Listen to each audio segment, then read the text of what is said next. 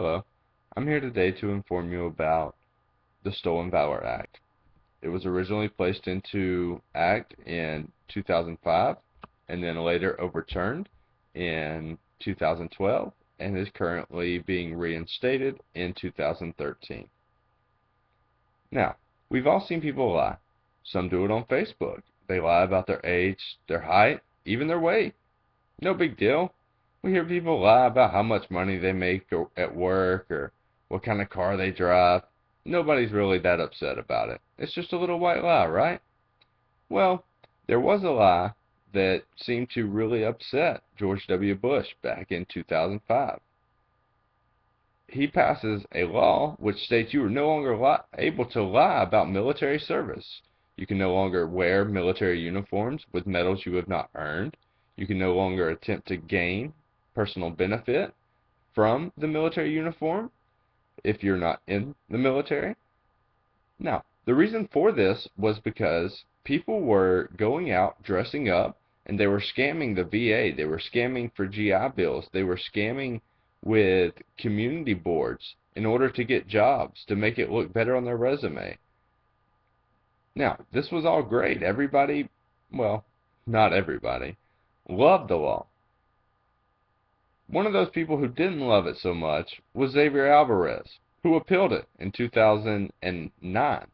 Now, this Supreme Court battle goes on for 3 years before it's finally come to a conclusion that the Stolen Valor Act was deemed unconstitutional. It stated that the Stolen Valor Act violated the freedom of speech law or freedom of speech right rather, that states you can say what you want, when you want, how you want. Xavier Alvarez believed that the freedom of speech covered his lies about military service, and the Supreme Court backed this. Now, you may say, well, that's pure craziness. But is it? Who are we to judge? How do we know if one lie is worse than the next? Supreme Court says you can't tell. Supreme Court stated that if they were to begin to regulate laws and regulate lies, that they would have to pick their battles of which lies are legal and which ones aren't, and in that case there would be no set standard.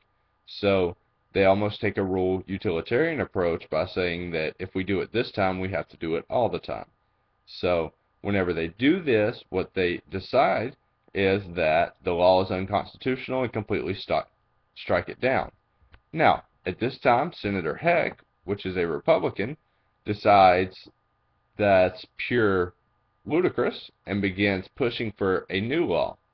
The new law will go on to state that your freedom of speech will still be protected due to the fact that you can still dress up in military uniform. However, you can no longer do it for personal benefit. This law was passed earlier this month, and prior to that law passing, Senator Heck was quoted on kpbs.org stating the valorous awards this bill seeks to protect were earned for doing extraordinary things under extraordinary circumstances in defense of our country. These awards can and should be protected from the fraudulent behavior by law, and the Stolen Valor Act of 2013 will accomplish this objective. Senator Heck went on to say that I don't ever see anyone being prosecuted because they scored a free drink.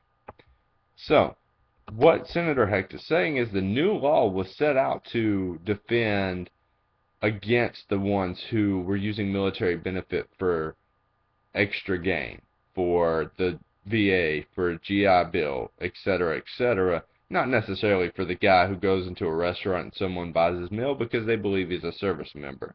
However, they could still be punished, but we all know that there are laws that are rarely enforced for minimum reasons, such as speeding, for being 5 miles per hour over the speed limit.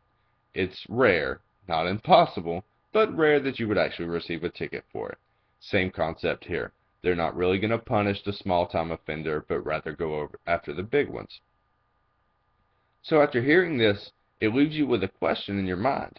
Is it right to allow men and women to dress up in a uniform for which, excuse me, for which thousands of men and women have died for, and parade around as if they've earned the right to do so? But is it against our Constitution? Is it covered in our Constitution? Are they allowed to do that? So, figure out your opinion and then compare it to the Constitution and decide if your opinion matches up with what the Constitution says. Should the Constitution be amended? Should it protect military service members? These are questions that Supreme Court dodged, and in doing so, they said, we're not going to judge what a lie is and who tells a lie and how they tell it, nor will we prosecute them for telling a lie.